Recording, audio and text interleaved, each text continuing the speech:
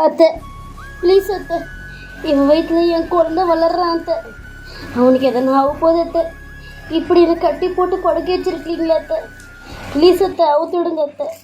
நீங்கள் பண்ணுறதெல்லாம் மகா பாவம் அத்தை. இப்படியெல்லாம் பண்ணக்கூடாது அத்தை. வாய மூடி.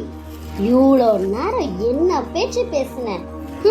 எங்க இப்போ பேச பார்க்கலாம். சைலண்டா அத்தை சொன்ன மாதிரி தூக்க மாத்திரை போட்ட இந்த பாலை குடிச்சிட்டு படுத்திருந்தா உனக்கு இந்த நிலைமை வந்திருக்குமா?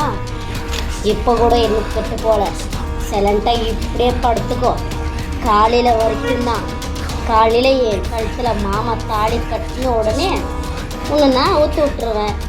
எப்படின்னா சாவு. இங்கே பாரஞ்சலி, இதுக்கப்புறம் எதனா பண்ண நான் டாக்டரை கூப்பிட்டு உனக்கு தூக்க ஊசி போட்டு படுக்க வச்சிட வேண்டி. அந்த ஊசி ஒரு வாரம் ஆனால் கூட ஏந்துக்க முடியாது. அப்படி ஒன்று செஞ்சுடுவேன். இங்க பார், என் பொண்ணு சொன்ன மாதிரி சைலண்டா படு.